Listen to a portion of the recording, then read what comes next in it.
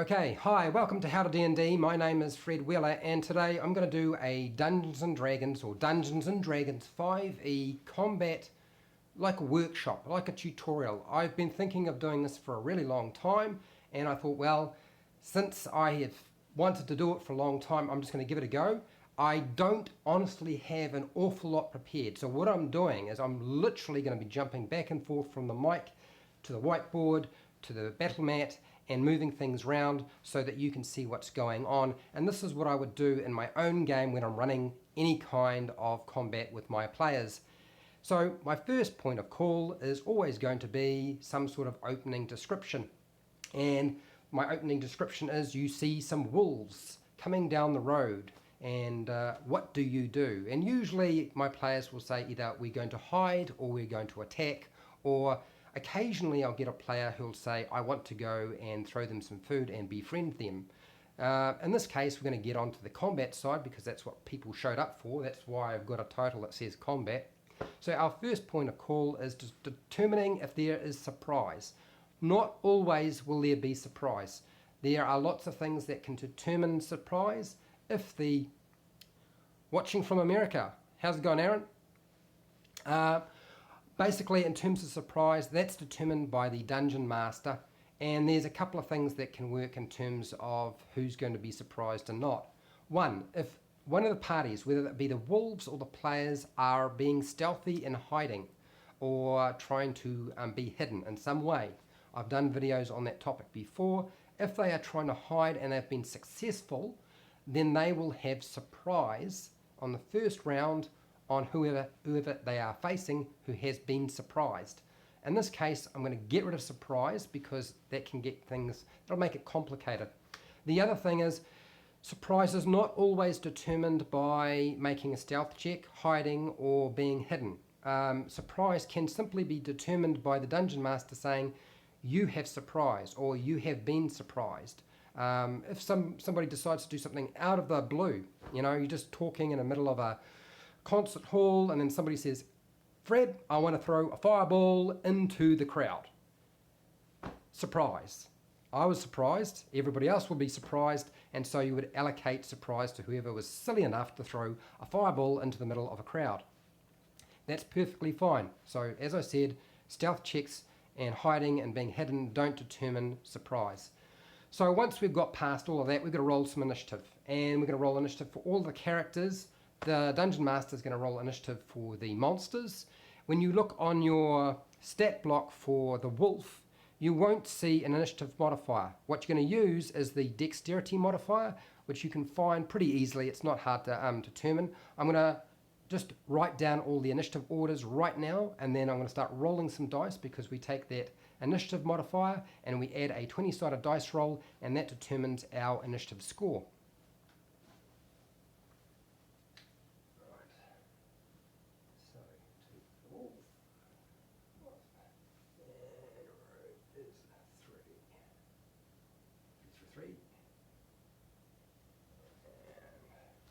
Pardon me, I'm moving around the book.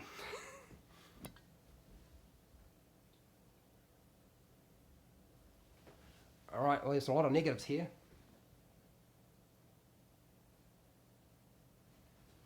And then our wolves, their initiative, as I said, is the dexterity modifier.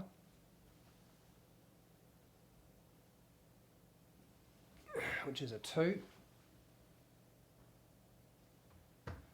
Okay, for each one of them I'm going to roll a 20-sided dice and determine their overall initiative. So starting with the rogue.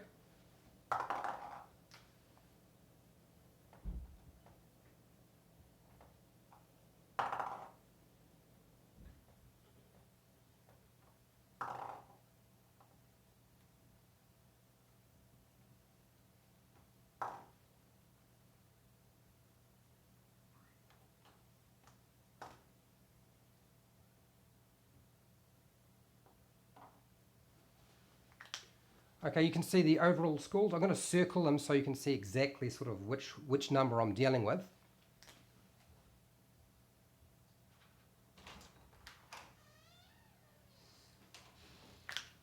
Pretty simple. Okay, so we're going to put them into order. The highest score goes first, the lowest score is going to be going last, And unfortunately for the wolves, they rolled really low. I don't know what it is with me and monsters and dice rolls.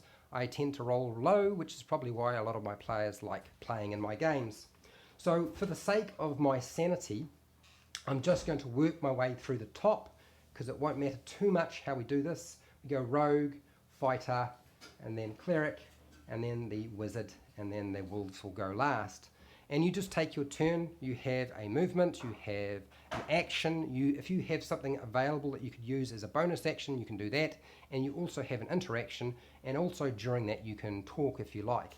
I'm going to eliminate the talking side because I'm already talking a heap as it is, so it's going to be easier if I don't do that. So with the rogue, we're going to probably just make an attack that involves a bow. It's not really sensible for a rogue to move up close.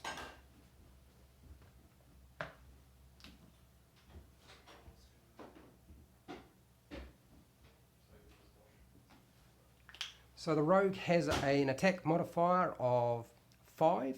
That's based on their dexterity. They're going to use a short bow, and I roll a 20-sided dice. So I got a 3, and I add that to my score, my attack bonus, and that will give me my attack.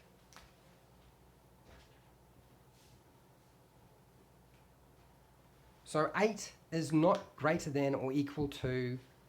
Oh, what was that? Watching from America. Oh, it keeps very bad connection. Oh my god, I'm going to have to ditch this if this doesn't work out too well. You guys need to let me know if it's just unwatchable. Anyway, 8 is not equal to or greater than the armor class of a wolf. So it doesn't hit, the arrow goes by, and we move on to the next character.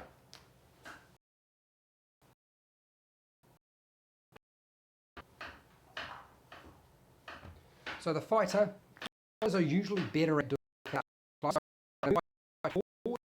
has a speed of 30 feet. So it's possible for me to cover that distance. So each square represents buffering every few seconds, but I've seen worse. Oh, I really apologise. I was hoping it would actually hold up. It has been doing pretty well in the past, but I'm going to move the fighter up since it's on initiative 12, and it's going to hopefully be close enough to do something.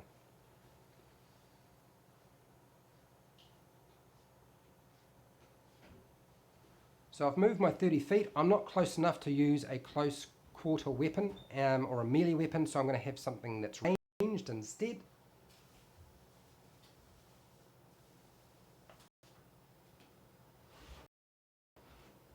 Oh my gosh, bad connection.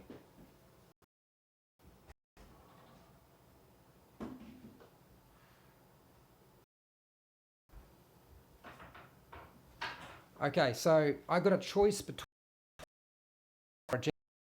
at the wolves. Most sensible thing. My attack bonus for this particular javelin is characters from the Dungeons and Dragons 5e starter set. If you were wondering which characters I'm using, that's the characters I'm using. Okay, so I rolled a 18.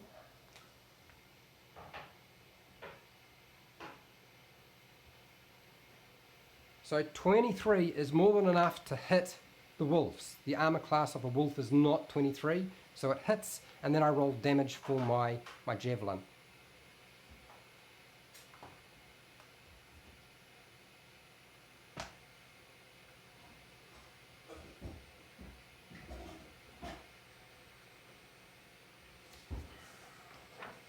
For the sake of my sanity, I've got to try and walk around this camera every single time I do this.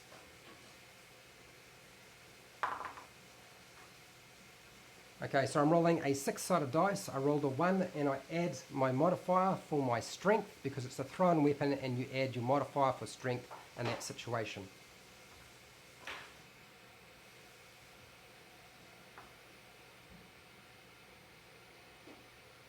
Okay, so that's 4 piercing damage to one wolf. Let's say this wolf here. Okay, I'm not going to necessarily keep a record of the whole thing because there's no way I can keep doing this for like 20 minutes. This will wind up being a huge one round of combat. If I did the whole thing for a long time with a bad connection, it sucks. Anyway, so that's the fighter done. Moving on to the cleric. So I'm going to move the cleric up because that seems like a sensible thing to do. And because it's a dwarf, they move a bit slower than everybody else. They're not quite as quick, got shorter legs.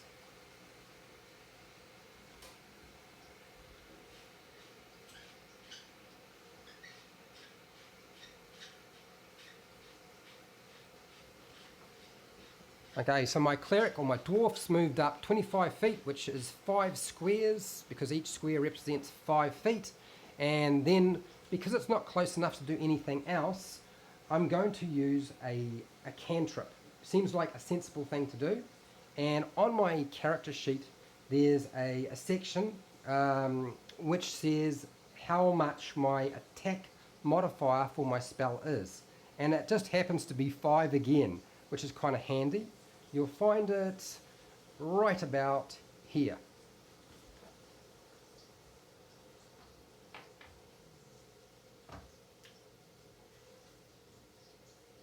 So I take my spell attack modifier, I roll my 20-sided dice to try to hit my wolf. We're going to go for the same one. Sensible to focus fire on one target and try and take it out.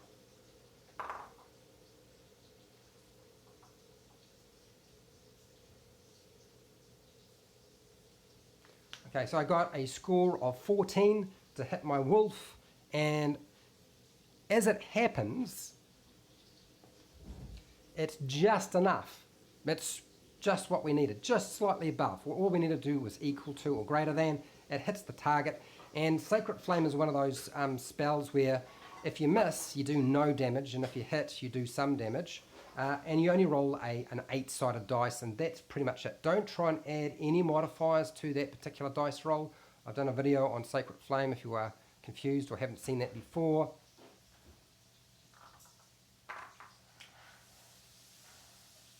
And that's 3 radiant damage from Sacred Flame from the Cleric. Moving on. So we've done the Cleric. We're going to do the Wizard next. Now, a wizard doesn't necessarily want to get closer. Oh, sorry, what's this? Are you watching from Hawaii? Oh my gosh. Usually my streams aren't nearly as bad as this. Usually they're a bit better, but I'm having some trouble obviously today and yesterday as well. Anyway, where was I? I got distracted. Wizard. The wizard's got a spell called Firebolt. I'm a fan of Firebolt or Magic Missile. You want me to complete? Okay, I won't cut everything out. I know I do that quite a lot, but I'll try really hard not to cut everything out and leave it all there. And then you can tolerate, if you can tolerate the dead silence as I walk around my camera to check books and then pick up sheets and so forth, sweet. Okay, so we're going to go back to the wizard. I truly don't want to roll any dice whatsoever to try and hit these wolves, because that would just suck. I mean, this wolf's already taken 4 damage from a javelin, 3 damage from Sacred Flame, and then we're moving on to Magic Missile. Magic Missile automatically hits. You don't have to roll any dice to hit.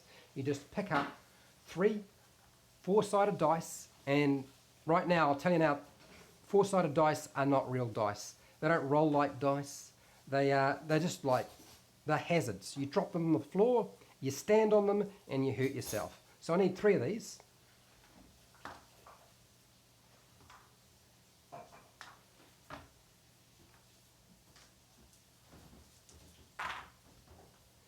So what I'm doing for each dice, I'm going to add +1 to every single dice roll, okay? And that's the amount of damage I do from my Magic Missile on one wolf.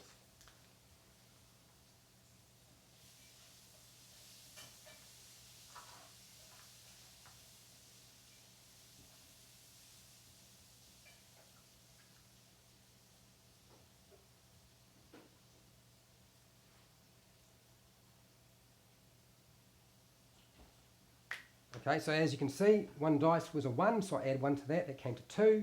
1 dice I rolled a 3, so I add 1 to that, that comes to 4. The other dice, the last one, was a 2, I add 1 to that, that comes to 3. I add all of that up, and voila, we get 9 damage, and that's force damage on that wolf. That wolf is not going to be alive anymore, okay? Now you can't knock out a creature from range.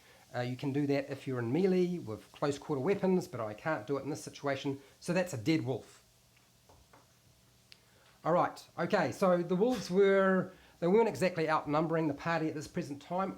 Normally when I get to a situation like this, I will at least have the wolves make one attack, and we're going to do that anyway.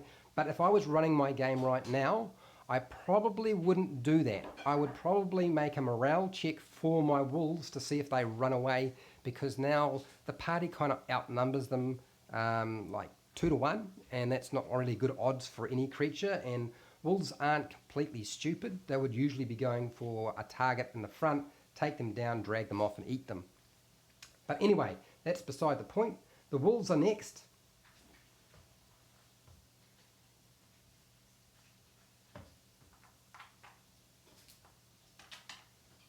Okay, so with my wolves, they can move a long way.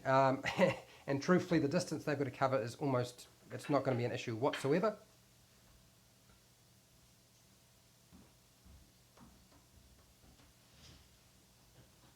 Okay, now with wolves, we're probably going to go after the most vulnerable creature, because that's how wolves operate. They're not necessarily going to go and attack the most armoured individual. They're going to go for the one that is weaker and less armour on them and more likely to be able to take down and chomp on.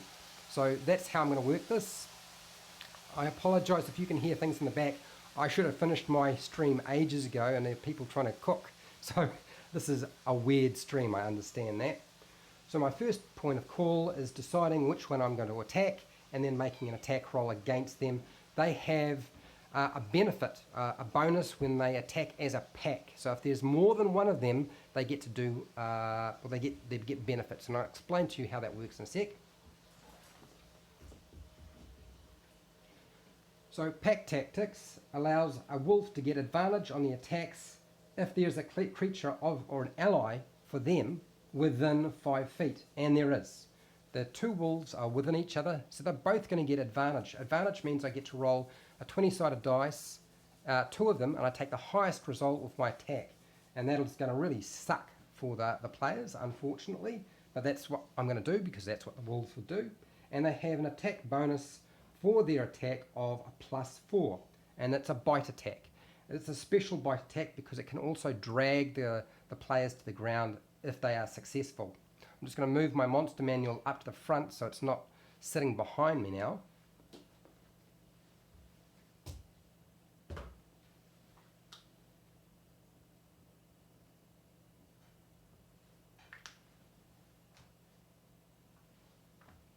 Okay, so for the first one, I'm going to roll 2 dice. So here's my 2 attacks, and we're going to target the least armoured individual because that's how it would work. Okay, so I rolled a 12 and a 16. I take the 16 because that's the highest number.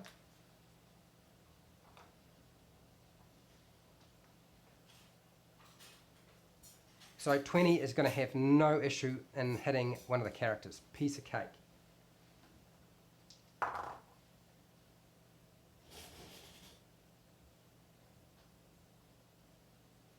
Alright, the other one is a 23 and also going to hit. So both of them are going to do damage.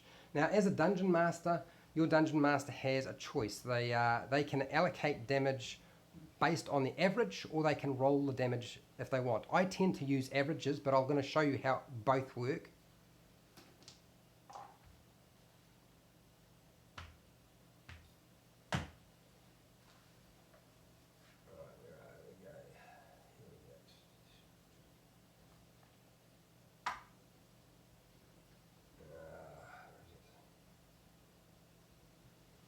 Okay, so for each attack, it's going to be 2d4 plus 2. Okay, that's what we're going to use for our bite.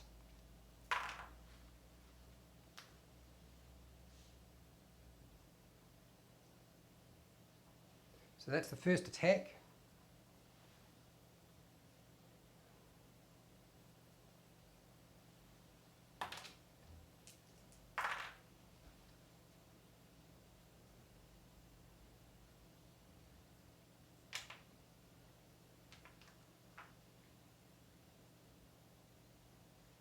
Alright, so the first attack did 9 damage, and the second attack from the other wolf does 8 damage.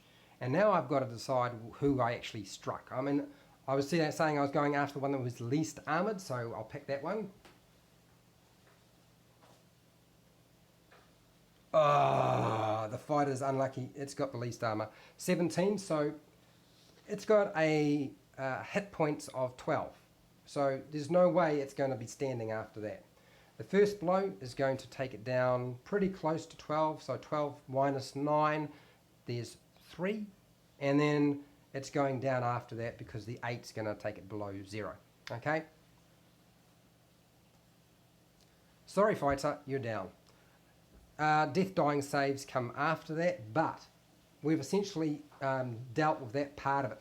Now you don't need to worry about making the saving throw for that particular character to be dragged to the ground, which is one of the features of a wolf. You know, you make a saving throw to see if you are dragged to the ground. That's really how combat works, and then we've gone through the whole list.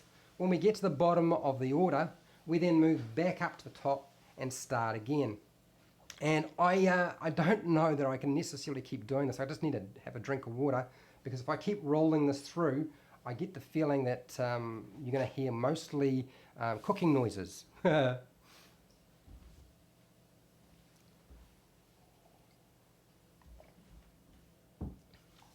Anyway, okay, fully gamer. I was wondering if getting a potion from your bag is a free action. Okay, so in the book, there's a thing called the interaction, okay?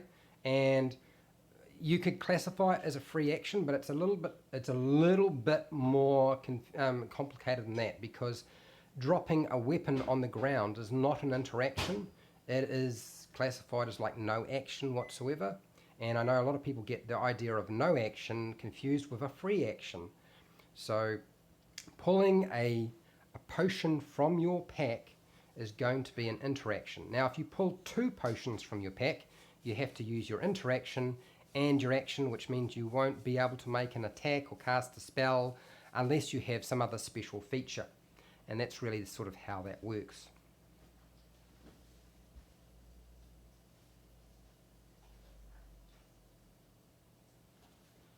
Now, your last part of your question revolving around potions, when it comes to drinking a potion, it's an action. Unfortunately, it's in the book. Healing potions are an action. Other potions are usually an action. Sorry, pardon me. The only thing that isn't an action to drink is a flagon of ale, which is pretty big. So that seems a little bit strange. I realise that, but that's usually how it works. So yes, make sure you have that action available to drink that potion. Otherwise, it's not going to happen.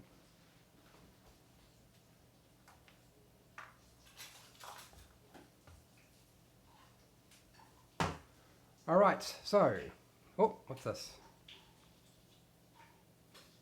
Hi Lex, how's it going? You're not late, everybody's jumping in now. Oh, you get it? Okay, good. Fully gamer, I'm glad it's, you know, if you're the dungeon master, like anything, you can change these things. They don't have to be run this particular way. I'm just covering the basic rules, the core rules, and how they're laid out in the player's handbook. If you're the dungeon master, it's going to work a little bit differently. If you're the player, you're probably going to have to contend with whatever the dungeon master says is going. And most dungeon masters will stick with the core rules and then add in their own sort of house rules. Anyway, let's do another round of combat, since we managed to get through that and nobody seems to be upset that I'm still having issues with the stream, so let's keep going. So our rogue is up next. Yeah, basic combat. I should have done this ages ago. I'm just a little bit worried that the quality would have been terrible. Back to the rogue. Now the rogue is not going to go running up and doing anything silly, because still wants to stay back. The thing about a rogue though is it gets benefits when there's somebody within 5 feet of an enemy.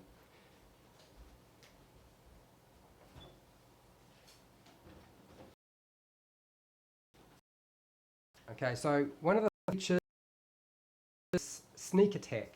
So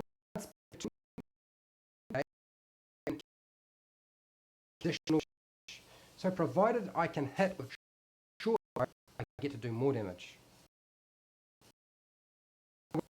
I just apologise for the poor quality in terms of the keeps cutting.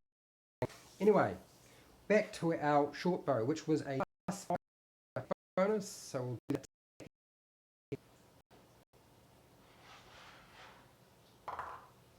Okay, I didn't roll very good. Honestly, I don't think this is looking good at all. So I only rolled a 6.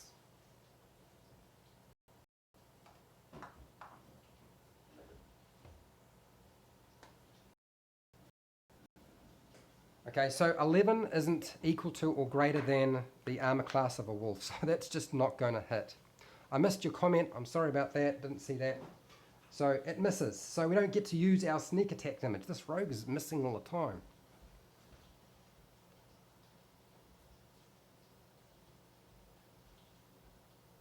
Okay, so to answer your question, if you cast a spell as a bonus action, which you can do if you have a spell available that is a bonus action, you can do that, that's fine. You can cast a spell as your main action. There are different things. Bonus actions and actions aren't the same. So when you cast your bonus action spell, whatever that might be, you can use your action to cast a spell, but the spell that you're casting with your action must be a cantrip. It can't be a level 1 spell, level 2 spell, or anything like that. It must be a basic cantrip when you're casting your action spell. Okay, does that make sense? All right, moving on. So, rogues missed. We're going to move on to the fighter.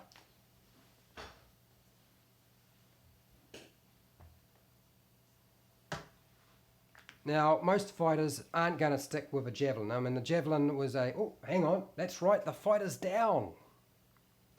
You're welcome for the clarification. The Turtlenator. I love it. Great name.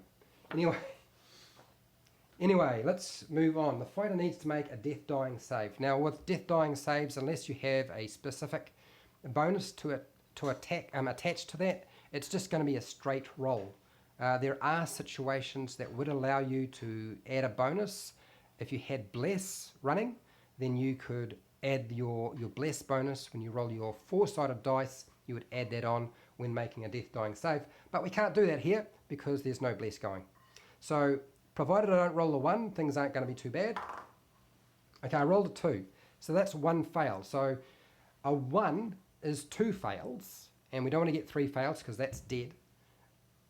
2 to 9 is 1 fail, and then 10 to 19 is a success, and if I roll a 20, you become conscious and you're on 1 hit point, which means you're back in the fight. But right now, the fighter is starting to die. Alright, moving on to our next character, which is the Cleric, who's still standing. Now, at this point, I mean, clerics are probably not going to be trying to use anything that's a spell up close. It's not really a sensible thing to do. And he's having to face up against 2 wolves. It's a tough battle. So he's probably going to switch to either moving back and getting further away and closer to the others, or he's going to do something like use his melee weapon and just bash something as hard as he possibly can.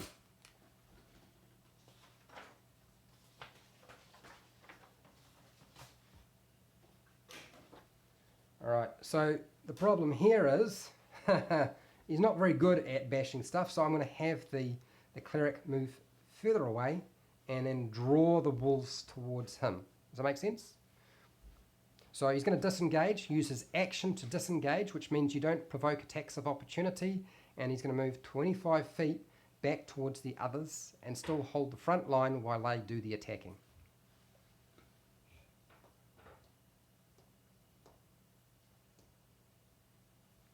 Alright, now the reason for doing that is so if he goes down, they are still close enough to be able to assist. You've asked a question before. I'm going to have to check that question because I missed it. Alright, hang on.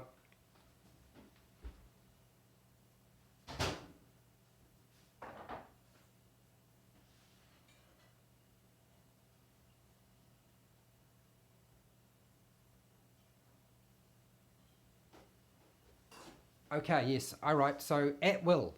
And at will is a... Yeah, I remember, Aaron. I saw that. I think I did respond to your question. So an at will spell is classified as a cantrip. Okay, a cantrip, you can cast a cantrip as many times as you like. Okay, you don't run out. They don't use up spell slots, cantrips, and that's the at will spell. It's the equivalent of what we used to use in Dungeons and Dragons 4E. They called it at will. And I know they use the term again now in 5E, but it's really just referring to a cantrip. You have infinite access to that.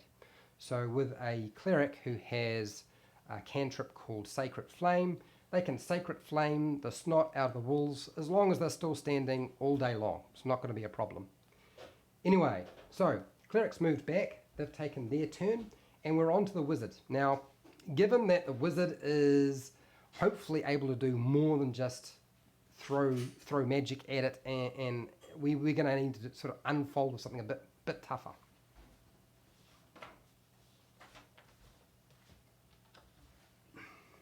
Now, the problem with the spells that are available for the wizard, it has Magic Missile, which is only going to, well, you can throw 3 darts, but you can't do a lot of damage.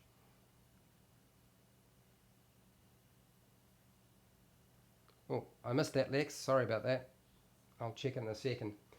So, Magic Missile, you can target 3 different targets if you wanted to, but it's not really going to do as much damage as I really wanted to do, so I'm not going to use that. Instead, there's a spell called Sleep.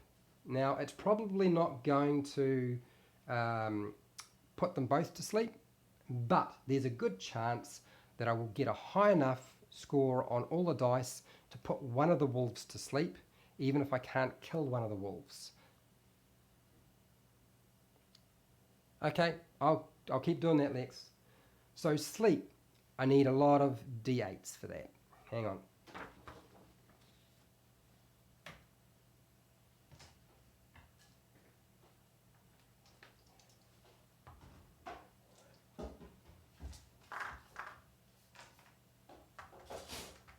Now you might be noticing that I'm using d8s. What's the story with sleep?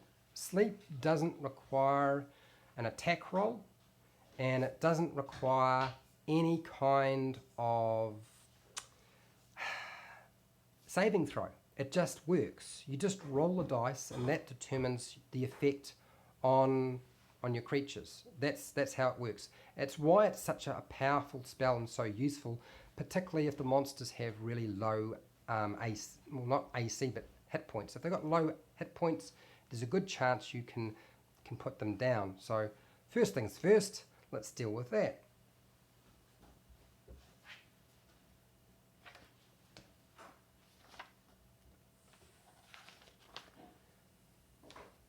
So if you have a look in the player's handbook on page 276, it states that you get 5d8.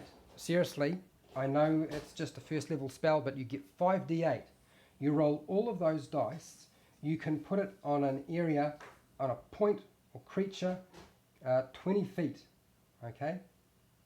Within 20 feet, you get to pick that location and it's going to affect them. And that's what I'm going to do. Since they're so close together, I might as well.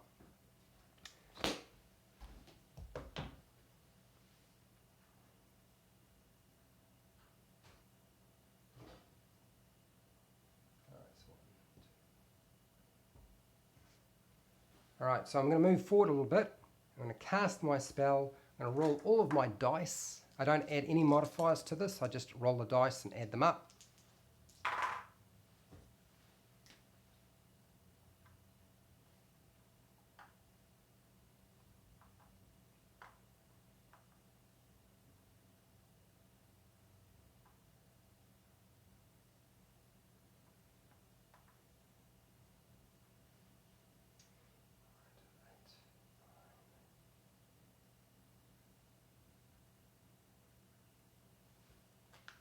So I don't know if you've noticed that, but there's so many dice and so many points involved. So I got a total of 19. if I can get a score that equals or is greater than the hit points of the creature, they go to sleep. So this means that one of the wolves is now asleep. Ta-da! So you've just eliminated one enemy you don't have to fight. Now it's possible that the other wolf could try and wake up the wolf that's on the ground, but truthfully that wolf doesn't know if it's asleep or if it's dead. Okay, so it's actually a really good spell to use, sleep. Very, very sensible. Okay, we're rolling round to the wolves now. I'm going to make a decision now that, you know, given even with the downed character and the 3 other characters there,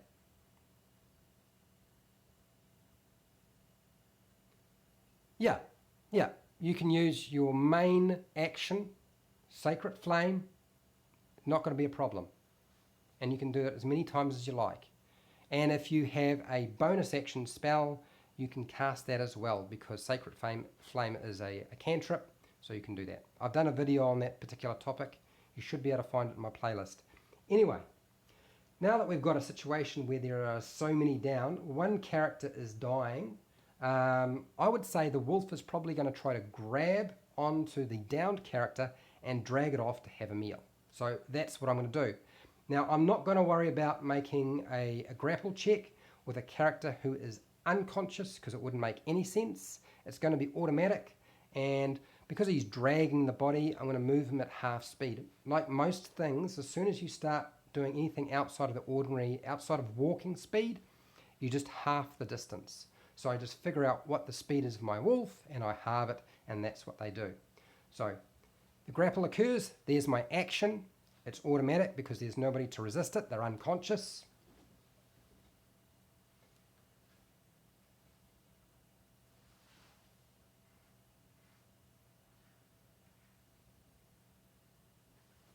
And my wolf is dragging off the fighter to have a meal.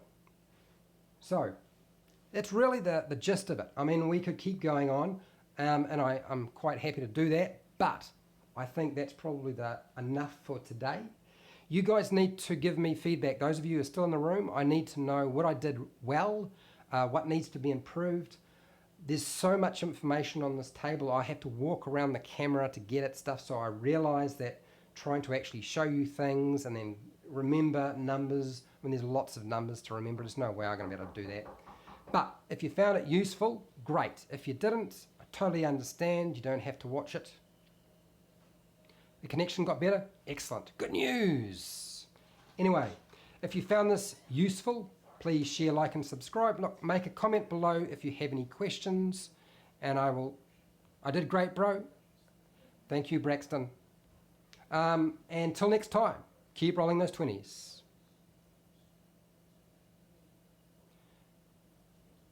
Okay, look, I'm going to keep it running for the next 5 minutes, guys. I'm not going to run through anything else, but if you do have questions, I'll keep it running for 5 minutes. Are you happy with the pace and you're happy with the tone of voice? Okay, good. Well, that's good news. I might get better at arranging myself. It's just, even with the dining room table, it's quite difficult to sort of maneuver myself around so I can grab things. Normally I'm only just controlling the monsters, not the players as well. I think WASD20s had the right idea, shooting this not as a live event. What's my favourite dice? Okay, my favourite dice, I'm not sure if it's in the packet here. And it's only because when I was testing it, it was rolling close to 20 all the time. So I try not to walk out and use that deliberately, but I do tend to like that dice. It's not here though.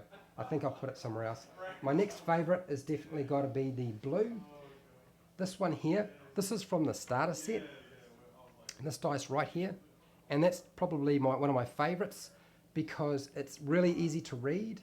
It rolls well and it's kind of pretty. That's my favourite dice. Alright, so I'm going to move some characters around, put some stuff away. Throw your questions out while you can, and then I'm going to wrap it up in about 3.5 minutes, or 2.5 minutes, close to that now.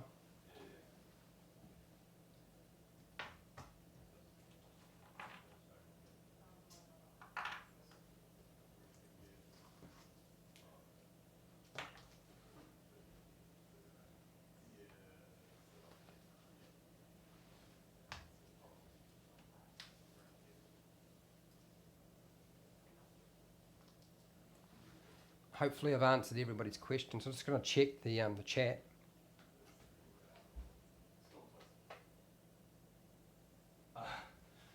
My favourite player class. Okay, I'm a monk.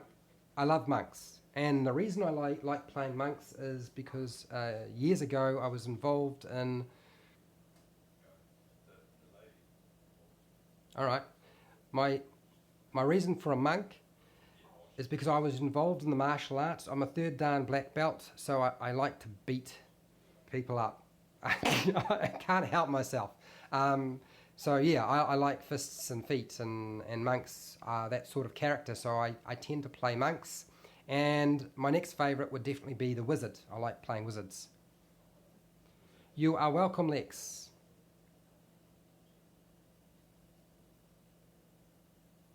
Yes, a grey slad can cast at will invisibility, which means you can cast it as many times as you like.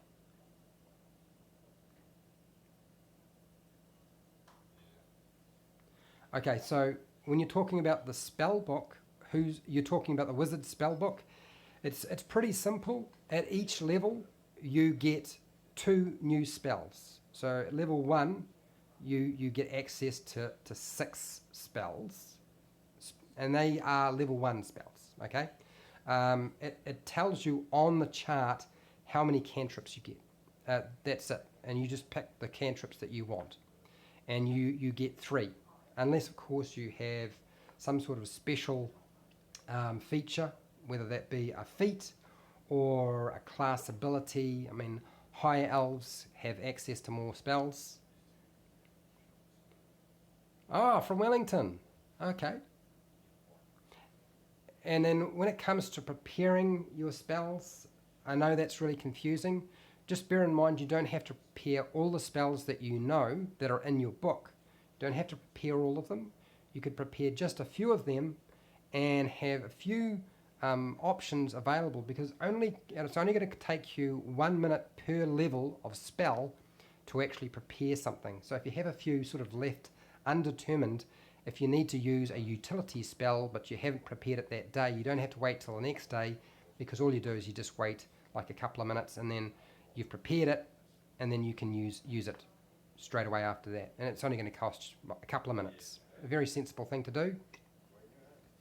Does that answer your question?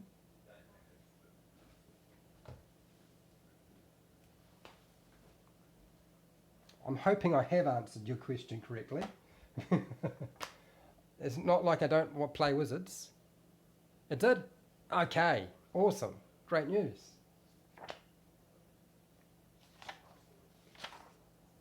To be fair, wizards are really complicated, and if you're not really familiar with the game, my suggestion to you is play something like a sorcerer or even a warlock, although I don't really like warlock class. They're all right at low level, and Eldritch Blast is awesome, but they are a bit simpler to run. Wizards are really complicated. Honestly, when I'm at my table, I'm constantly reviewing my spells, even if I've seen them before, just to make sure, because I get tired, or I might have missed something, or it's just all that sort of stuff. Anyway, I think that pretty much covers it. I don't seem to have any more questions, so I think I'm going to wrap it up for tonight, and hopefully this makes up for the really shitey live stream I did last time. Anyway, I'll see you later, guys.